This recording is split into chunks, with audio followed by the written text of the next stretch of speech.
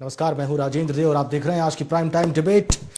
तरुण तेजपाल का मामला दिन पर दिन लगातार घंटे दर घंटे बड़ा होता जा रहा है। गोवा पुलिस की टीम यहां दिल्ली में है, लगातार पूछताछ का खेल जारी है। शोमा चौधरी को बुलाकर पूछताछ की गई है। यह कहा जा रहा है कि तहलका के पास जो कुछ भी डॉक्यूमेंट्स हैं, जो कुछ भी मेल्स भेजी गई हैं, चाहे वो तरुण तेजपाल की तरफ से हो या फिर पीड़िता पत्रकार की तरफ से हो, वो भी सब गोवा पुलिस को सौंप दिया गया है। और इसके बाद अब खबर यह आ रही है कि पीड़िता के परिवार से तरुण तेजपाल के परिवार के लोगों ने मुलाकात की है और यहां पर इस प्रकार की बात भी आ रही है कि पीड़िता के ऊपर दबाव बनाया जा रहा है। बहरहाल स्थिति अभी तक यह है, वैधानिक स्थिति, कि पीड़िता पत्रकार ने कोई आधिकारिक पुलिस के पास अभी तक कोई शिकायत दर्ज नहीं की है।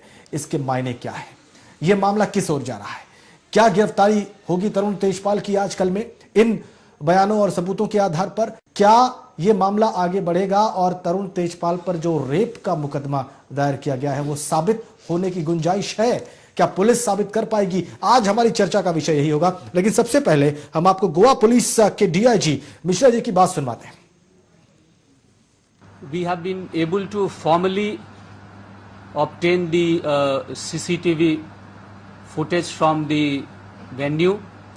That is again being examined because the technical details and the technical logistics required for the analysis of those footage is also a bit complicated. We are trying to get into touch with the concerned agencies also who are going to assist us, but we have formally received it from the hotel. By that time the team had left. We were not in receipt of any communication from the Tahalka management, but our team has already gone there and they will definitely take those documents which are required for the purpose of the investigation. ये काफी पहले की बात थी। ये Goa police के DIG ये बता रहे थे कि गोवा पुलिस की टीम यहां पर पहुंची है, वो पूछताछ करेगी, वो दस्तावेज इकट्ठे करेगी, वो सबूत इकट्ठा करने की कोशिश करेगी ताकि जो मुकदमा उन्होंने बनाया है रेप का और महिला की इज्जत से खिलवाड़ करने का, उसको वो साबित कर पाए। इसके बाद कृष्ण कुमार जो कि डीजीपी हैं, director general police Goa police के, वो भी मीडिया के सामने आए, उन्होंने जो कुछ कहा वो सुनवाते हैं। गोवा पुलिस की टीम ने अपना जांच का कार्य शुरू कर दिया है, इन्वेस्टिगेशन शुरू कर दिया है। अब इन्वेस्टिगेशन में जो भी आगे की कार्रवाई होगी उसके बारे में अभी बात करना उचित नहीं है। इन्वेस्टिगेशन एक बेहद लेंथी प्रोसेस है, बेहद कॉम्प्लिकेटेड प्रोसेस है, तो उसके बारे में कुछ भी एंटिसिपेट करना या कुछ भी गैस वर्क करना मेरे ख्याल से ठीक नहीं है। तो जैसा भी होगा बताने के लायक उचित समय पर हम आपको जरूर बताएंगे। ये आप डायरेक्टर जनरल यानी गोवा पुलिस के सबसे बड़े अधिकारी की बात सुन रहे थे। डॉक्टर मनोहर पारिकर जो गोवा के मुख्यमंत्री हैं, जब उनसे शाम को पूछा गया कि क्या प्रगति है तो उन्होंने कहा कि मैं पुलिस का प्रवक्ता नहीं हूं, आप पुलिस से बात करिए। ये बोल थे डॉक्टर मनोहर पारिकर जो गोवा के मुख्यमंत्री हैं उनके। वो आपको याद दिला दे, वो बीजेपी से ताल्लुक रखते हैं। मीनाक्षी लेखी जो बीजेपी की प्रवक्ता हैं, उन्होंने अपनी पार्टी का मत व्यक्त किया आज इस सारे मामले पर। सुनिए। तरुण तेजपाल के मामले में ऐसा है जहां पर महिला खुद सामने आकर कह रही है क्या हुआ, जहां पर और किस्म की एविडेंस उपलब्ध है और वहां पर ये लोग चुप्पी ठाने बैठे हैं। तो जो मैं एक शब्द इस्तेमाल करती हूँ, कांग्रेस एंड इट्स सरोगेट्स, तो कहीं ना कहीं वो सरोगेट हैं कांग्रेस के और कांग्रेस का ही दूसरा रूप है। तो इसी के रहते आप मेरी मदद करें, मैं आपकी मदद करूं, उस तरीके का यहाँ भी क्लीन चिट वितरण समारोह चल रहा है। तो ये मीनाक्षी लेखी का पॉलिटिकल अटैक था, ये राजनीतिक आक्रमण था तरुण तेजपाल पर। अब इस पर कांग्रेस की क्या प्रतिक्रिया है ये हमें अभी तक फिलहाल पता नहीं है, ना हमारे पास कोई जानकारी है। लेकिन शोमा चौधरी जो कि मैनेजिंग एडिटर हैं तहलका पत्रिका की, वो भी आज सामने आई। मैं गोवा पुलिस के साथ कोऑपरेट कर रही हूँ। मैं अभी पुलिस के मिलने जा रही हूँ और जो इन्फॉर्मेशन मीडिया में है वो गलत है। जो इन्फॉर्मेशन मीडिया में है वो गलत है, ये शोमा चौधरी कह रही है।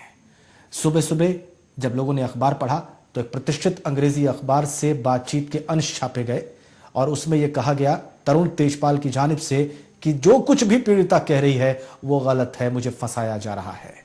बहरहाल आइए इसकी कानूनी स्थिति पर विचार विमर्श शुरू करते हैं। गौतम कौल साहब, दिल्ली पुलिस के वरिष्ठ अधिकारी, पूर्व वरिष्ठ अधिकारी हमारे साथ। कौल साहब, स्वागत आपका हमारी इस चर्चा में। हमें समझाइए कौल साहब, आप एक वरिष्ठ पुलिस अधिकारी रहे हैं, बहुत सारे मामले आपकी प्रैक्टिकल लाइफ में, आपके करियर में आपके सामने से निकले होंगे। ये मामला जिसमें पीड़िता अभी तक पुलिस के पास नहीं गई है और सुओ मोटो कॉग्निजेंस लेके गोवा पुलिस आगे बढ़ रही है, रेप का मामला दर्ज किया है, अब इन्वेस्टिगेट कर रही है। सीसीटीवी फुटेज नहीं है, यह भी पता चला है। सीसीटीवी फुटेज उस लिफ्ट में नहीं था जिसमें तथाकथित रूप से यह सारा वाकया हुआ। अब वर्तमान हालात में गोवा पुलिस कैसे प्रोसीड कर रही है? ऐसा है कि होटल के जो अधिकारी हैं वो कहते हैं कि हमने कोई फुटेज जो है वो लिफ्ट के अंदर से जो है नहीं प्राप्त किया या दिया है। गोवा पुलिस का ये कहना है कि उन्होंने सीसीटीवी से जो है वो काफ़ी मटेरियल जो है उनको हासिल हो गया है, जो कि बताता है कि ये केस जो है ये काफ़ी संगीन है। अगर ये केस जो है अगर पिछले साल होता तो तेजपाल को हम लोग जो थे पुलिस वाले वो शायद रेप के चार्ज में नहीं लगाते, उसको सिर्फ मोलेस्टेशन पे ही रखते। ये सेक्शन 354, 56 तक जो है उसी में आया था। पर ये बाद में जो है रेप की जो परिभाषा है ये इसमें बदलाव आया है। इसके अंदर बहुत सारे नए जो हैं पहलू जोड़े गए हैं और तरुण तेजपाल की जो हरकतें जो अब तक की हमारे नोटिस में आई हैं, जी जी, जो यानी कि आम पब्लिक में भी जो हैं वो काफ़ी हद तक जो है अब जानकारी आ गई है। उसकी वजह से जो नए डेफिनेशन हैं रेप के, उसके अंदर ये बेचारे फंस गए हैं और इनका निकलना लगता है ज़रा कुछ मुश्किल सा है, क्योंकि अगर कहीं भी अगर कुछ भी अगर चिपकता नहीं है तो मोलेस्टेशन का चार्ज जो है वो तो डेफिनेटली उसमें उनको ये सहना पड़ेगा। और इनकी जो मैनेजिंग एडिटर हैं वो इस वक्त कह रही है कि इसका एक और यानी कि वर्जन भी है। अगर वो वर्जन उनका है तो यानी कि फिर वो जो है एविडेंस को जो है वो शायद छेड़छाड़ करने की कोशिश कर रही हैं और वो भी लपेटे में आ जाएंगी।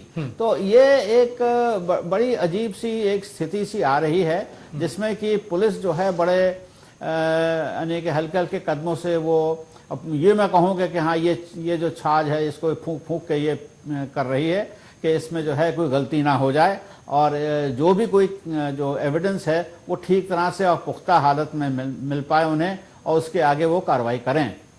गौतम कौल जी, इसका एक और अभी आपने शोमा चौधरी का नाम लिया कि वो भी फंसती दिखाई दे रही हैं। राहुल देव जी, वरिष्ठ पत्रकार, इस वक्त हमारे साथ फोन लाइन पर है। राहुल जी, स्वागत आपका।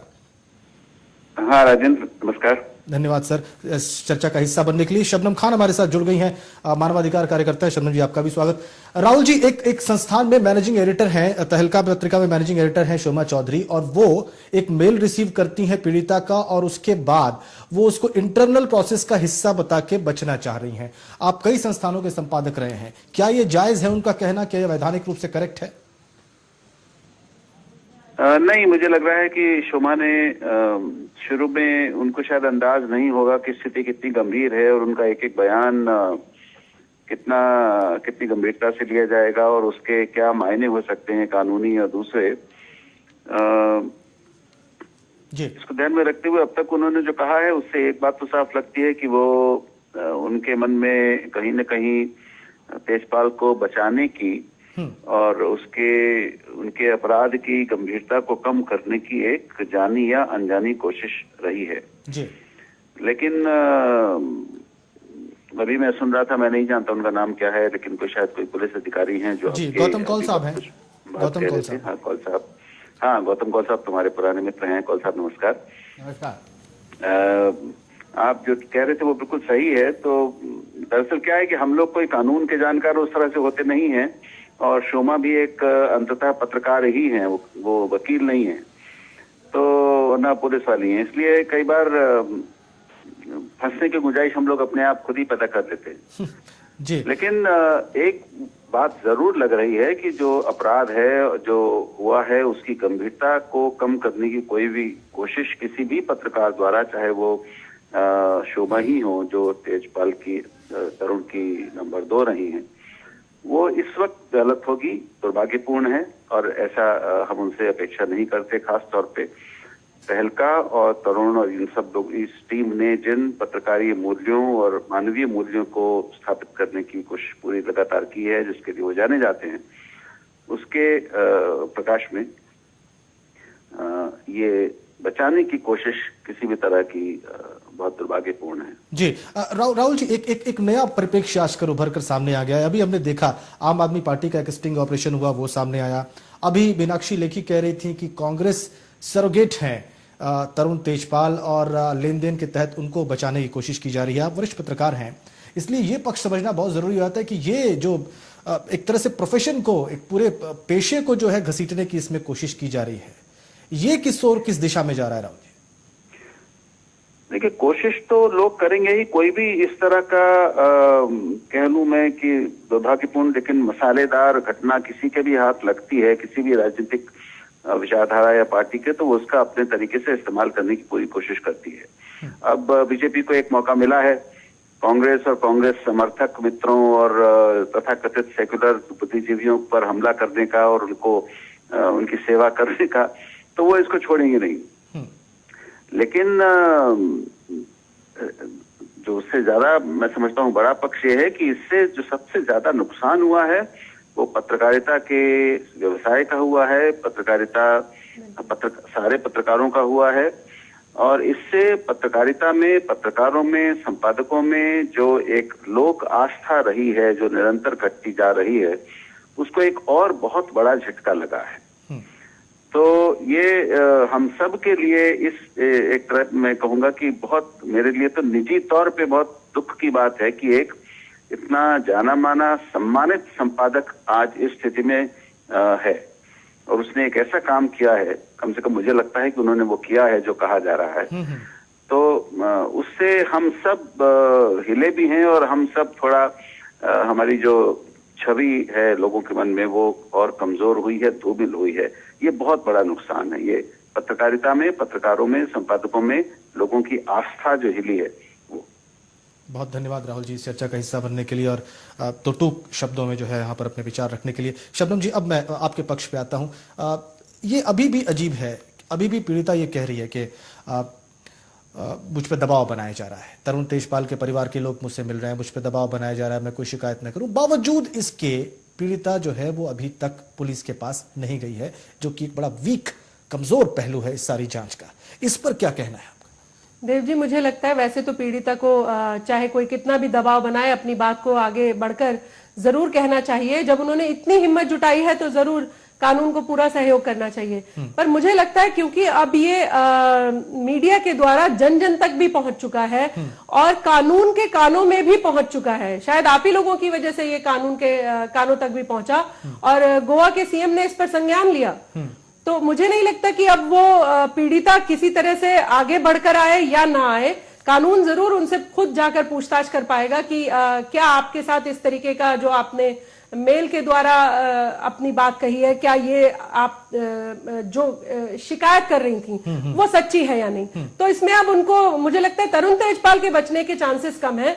और कानून के ज्ञानी जितने भी हमने बात की उन लोगों से भी, उन्होंने भी बताया कि मुझे लगता है अब शायद तरुण तेजपाल जी चाहे विक्टिम के साथ कितना भी प्रभाव दिखाने की कोशिश करें, अब एक ये बड़ा मुद्दा बन गया और हमेशा मीडिया को ही या फिर सामाजिक लोगों को आगे बढ़कर ऐसी चीजों को अंजाम देना पड़ता है, तब कहीं जाकर ऐसे बड़े लोगों पर शिकंजा कसा जाता है। वरना आप कह रहे हैं कि पूरे मीडिया के लोगों पर इस तरीके का अब कहीं छवि धूमिल हुई है, ऐसी बात नहीं है। मैं प्रमाण से कह रहा था, आपको बताऊं अभी मैं कि आम आदमी पार्टी ने प्रेस कॉन्फ्रेंस की, जाने माने जानकार हैं सामाजिक विषयों के योगेंद्र यादव जी ने, उन्होंने भी कहा कि पत्रकारिता की मर्यादा को तार तार कर दिया गया स्टिंग ऑपरेशन। अपनी जब उनका स्टिंग होता है तो उनकी कोई चीज मतलब सामने आ जाती है, आप कुछ नहीं मानने उसके को बाद तैयार अभी हैं। मीनाक्षी लेखी कह रही थी कि कांग्रेस के सरोगेट है, इसलिए मैंने सवाल पूछा, सवाल उठ रहे इसलिए मैंने सवाल को उठाया।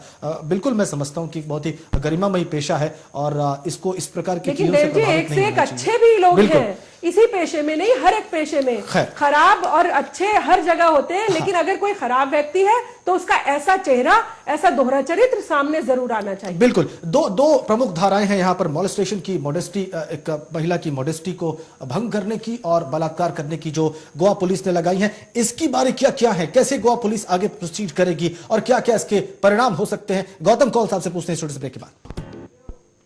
ब्रेक पर जाने से पहले मैंने वादा किया था कि हम गौतम कौल साहब से समझेंगे कि अगर सीसीटीवी फुटेज में अगर नहीं मिलती है गोवा पुलिस को, जो कि बात सामने भी आ रही है, और वो आरोप प्रमाणित करने के लिए कोई विजुअल नहीं मिलता है गोवा पुलिस को, और हम ये भी मान लेते हैं कि पीड़िता अगर नहीं जाती है औपचारिक रूप से पुलिस के पास ये कहने के लिए कि मेरे साथ गलत हुआ है इस तरीके से, तो क्या गोवा पुलिस साबित कर पाएगी ये दोनों ही मुकदमे? गौतम कौल साहब, देखिए, इसमें जो जानकारी है मेरे पास उससे ये है कि ये इंसिडेंट एक दिन का नहीं है, ये 2 दिन का इंसिडेंट है। और पहले दिन भी जो इंसिडेंट हुआ है उसमें जो लड़की इन्वॉल्व है उसने अपने ऑफिस के जो और है साथी उनको बताया है। इसके बाद जब दूसरा इंसिडेंट हुआ है तो उसने तरुण तेजपाल की जो लड़की है उसको भी उसने इतला दी है। उसके अलावा उसने मेल जो है भेजना शुरू किया है। दूसरे दिन के बाद जो है मेल ट्रैफिक जो है वो इतना हाई है कि वो साफ बताता है कि ये अगर किसी ने देखा नहीं है तो वो जो खतो किताबत हुई है इलेक्ट्रॉनिक, वो खुद जो है वो साबित करेगी कि ये एक तरह से फर्स्ट इंफॉर्मेशन जो है जो कि ईमेल के तौर पे एक्सचेंज हो रही है, और इसमें कोई जो है तालमेल या उसको बदलाव करने की कोई गुंजाइश नहीं रखी गई है। आज जो इस वक्त जो बात चल रही है बाजार में वो ये है कि शायद ये जो बयानात हैं ये जो है ये तोड़ मरोड़ के जो है डाले जा रहे हैं। तो उस समय जबकि पीड़ित का गुस्सा था उस वक्त या उसकी शर्म थी, उस समय ये जो है इस तरह के बदलाव की बात ही, ये भावना आ ही नहीं सकती थी। इसके अलावा जो है जो तरुण तेजपाल ने अपना जो मेल भेजा है, माफीनामा जो भेजा है जो लड़की के पास है, और वो शायद अब इस वक्त दफ्तर में भी घूम रहा है, जी। वो एक कोई सोचा समझा एक अफसोस करने वाला वो ईमेल है। बाद में उसको एविडेंस के तौर पे जो है तोड़ मरोड़ के लाने की बात ही नहीं उसमें कहीं डाली गई है, और ये पुलिस के हाथ में सब आ चुकी है। तो ये काफी होगा, ये एडमिशन जो उन्होंने मेल में किया है। देव जी, लड़की ने डिनाई भी नहीं किया है, लड़की मना भी नहीं कर रही है कि मेरे साथ ये सब नहीं हुआ है। या तो लड़की कहती कि मेरे साथ ये सब चीजें हुई नहीं है और मेल भी फेक है और ये सब चीजें, तब शायद तरुण तेजपाल जी को एक सॉफ्ट कॉर्नर मिल सकता था। लेकिन लड़की ने डिनाई भी नहीं किया है और वो अपनी तरह से पुख्ता है और पुलिस का सहयोग भी कर रही है। जितनी मुझे जानकारी है वो पुलिस को सारी चीजें बता रही है कि इस तरीके से हुआ। वो खुद वहां नहीं पहुंची लेकिन कानून उसके दरवाजे तक जरूर पहुंच गया। जी देखिए, एक और चीज है जो कि मैं अपने साथी की बात के साथ सहमत भी हूं और जोड़ना चाहता हूं। हिंदुस्तान में सब लड़कियां जो हैं जो नौकरियां करती हैं उनकी एक हया होती है, और ये हया जो है ये बहुत मजबूत चीज है हमारे औरतों के बीच में, उनके चरित्र में। और जब ये इस तरह की हरकत हुई हो तो इस लड़की को अपनी हया को जो है एक नए रूप में जो है देखने की नौबत आ गई है, और उसको अपना बचाव जो है वो देखना पड़ा है। क्योंकि ये लड़की पढ़ी लिखी है तो ये इसने जो है ये भी सोचा है कि मैं औरत जात हूं, और ये औरत जात के नाते मुझे अगर अब ये मौका का मैंने छोड़ दिया तो मेरे और साथी जो हैं जो मेरे दफ्तर में हैं उन पे भी ये गलत निगाह जो है यहाँ के जो मर्द हैं वो कर सकते हैं। और मर्दों में जो है जो इनका सबसे बड़ा जो है अफसर, वो जब ऐसी हरकत कर रहा है तो वो तो हर एक औरत की निगाह को अपनी गलत निगाह से भी देख सकता है। इसने अपने लिए नहीं, अपने और जो औरतें हैं जो उसकी साथी हैं, दोस्त हैं, उन सबको बचाने की भी ये नियत में आई है। ये कभी झूठ नहीं बोलेगी। शबनम जी कुछ कहना चाह रही हैं? देव जी, वो लड़की प्रभावी व्यक्ति के खिलाफ एक आवाज उठा रही है। किसी प्रभावी व्यक्ति से लड़ना या उसके खिलाफ ऐसी बात करना इतना आसान नहीं होता है। तो सब कुछ सोच समझकर, क्योंकि प्रभाव भी आएगा, सब लोग आपको दबाने की भी कोशिश करेंगे, इन सब चीजों को भी समझते हुए फिर भी लड़की ने, जैसा कौल सर ने कहा कि वो और लड़कियों के लिए कहीं ना कहीं प्रेरणा बनकर आगे आना चाहती है, वो और लड़कियों को बचाने की कोशिश करना चाहती है। तो ये उसका बहुत अच्छा कदम है। और मुझे लगता है कि तरुण तेजपाल जी ने जो पहले किया था माफीनामा मांगकर, मुझे लगता है वो तो कानून के बहुत ज्ञानी आदमी है, बहुत पढ़े लिखे, और दूसरों का स्टिंग करके उन्होंने देश के लिए काफी अच्छे काम भी किए हैं। मुझे लगता है उन्हें कानून को पूरा सहयोग करना चाहिए, और जो लड़की से माफी मांगी थी कानून की सजा भी उनको लेने के लिए तैयार रहना चाहिए। शायद ये उनका बड़प्पन देखने के लिए हम तत्पर हैं। अब मुझे नहीं लगता कि अगर आप आज अचानक वो बदल गए, उन्होंने कहा कि मेरी बात को ये बड़ा दुखद है, वो किया इससे बड़ा दुख पहुंच रहा है कि जहां आप दूसरों को एक चीज सिखाया करते थे कि देखिए कानून सबके लिए बराबर है, अगर आपका स्टिंग होगा आप कानून के दायरे में मुझे बताइए। ये तो खैर ठीक है शबनम जी, क्या इससे एक बात और नहीं फैलेगी कि अभी मैंने एक रिपोर्ट पढ़ी कि कौल साहब, एक रिपोर्ट पढ़ी मैंने कि सुप्रीम कोर्ट के तमाम वरिष्ठ जो वकील हैं उन्होंने कहा कि अब हम इंटर्न्स, फीमेल इंटर्न्स अपने वहां नहीं रखेंगे अगर ऐसी स्थिति खड़ी हो गई। कहीं इस प्रकार के मामलों का प्रकाश में आना, वो फीमेल्स जो हमारी लड़कियां जो हैं, जो नौकरी पेशे के लिए घर से बाहर निकलती हैं, उनको अपॉर्चुनिटी मिलनी कोई कहीं बंद ना हो जाए, ये एक बहुत बड़ा सवाल खड़ा हो गया है यहाँ पर।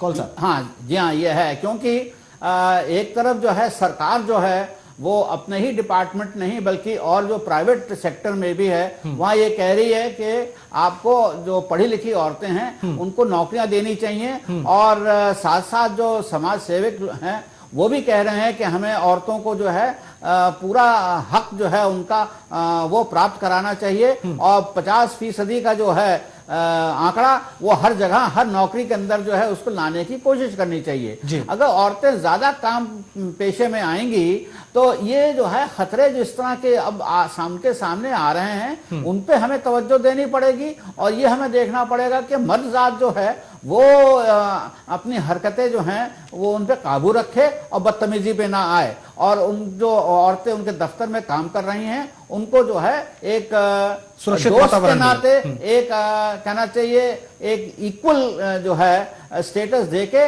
और काम करना चाहिए, और ना ही वहां छेड़छाड़ शुरू हो जाए। तो ये जो खतरा है ये खासतौर से बड़े शहरों के जो दफ्तर हैं उनमें ये ज्यादा आता है। इसके यही नहीं, छेड़ाछाड़ी जो है वो हम देख रहे हैं कि बाजार में भी होती है। आजकल जो शिकायतें अभी मिलने लग गई हैं वो मेट्रो के अंदर भी आने लग गई हैं, यानी कि शायद रेस्टोरेंट को छोड़ के जहां से ये कम बात आती है, क्योंकि रेस्टोरेंट में अपनी ही दोस्त जो है गर्लफ्रेंड वो भी साथ लेके आ जाते हैं ये जो है नौजवान, तो वहां पे छेड़ाछाड़ी उसको छोड़ के मेरे ख्याल से हर पब्लिक साइट पे जो है ये औरतों के लिए एक खतरा सा बन गया है। शबनम जी। जी देव जी, मुझे लगता है कि जो व्यक्ति ये कह रहे हैं कि अब हम महिला सहकर्मी नहीं रखेंगे, अगर वो ये कहते कि अब हम महिला सहकर्मियों की तादाद बढ़ाएंगे तो शायद मुझे अच्छा लगता सुनकर, लेकिन अगर आप इस बात की जेन्युइननेस समझिए, वो जो कहना चाह रहे हैं वो डरे हुए लड़कियां लोग हैं। फेक नहीं है, सारे केसेस फेक नहीं होते हैं। आप ऐसी चीजों को अंजाम देते हैं तब कोई हजारों में से एक लड़की आगे आके इनिशिएटिव लेती है और ऐसी चीजों को सामने लाने की कोशिश करती है। आप महिला को देव जी रेस्पेक्ट देना शुरू करिए, उसे भोग की वस्तु सिर्फ मत समझिए। शबनम जी, मैं ये सवाल आपके लिए छोड़े जाता हूं, यार हम सबके चिंतन का विषय है कि अगर सुप्रीम कोर्ट के वरिष्ठ अधिवक्ताओं ने इस प्रकार की बात पब्लिकली कही है कि हम इंटर्न्स नहीं रखेंगे, कल को हमारे लिए मुसीबत बन सकती है, कोई अपने पर्सनल एजेंडे पर हमें फंसाया जा सकता है, तो ये कितनी गंभीर स्थिति खड़ी हो रही है, इस पर चिंतन करिए। और मैं आपसे वादा करता हूं कि इस पर भी हम चर्चा करेंगे और सारे कोणों से चर्चा करेंगे कि अगर ऐसी स्थिति बनती है तो ये महिलाओं के लिए कितना लाभप्रद होगा और हानिकारक होगा, उनकी जॉब अपॉर्चुनिटीज के लिए, उनके भविष्य के स्कोप्स के लिए, अगर लोग ऐसा सोचना शुरू कर देते हैं इन सब मामलों के बाद। बहुत धन्यवाद शबनम जी इस चर्चा का हिस्सा बनने के लिए, गौतम कौल साहब यहाँ स्टूडियो तक आने के लिए और इस पर कानूनी अपना जो पक्ष है वो समझाने के लिए। फिलहाल आज की चर्चा में इतना ही, लेकिन जो विषय मैंने उठाया है इस पर भी हम डिबेट करेंगे और इस खबर को आगे भी ट्रैक करेंगे। जय हिंद।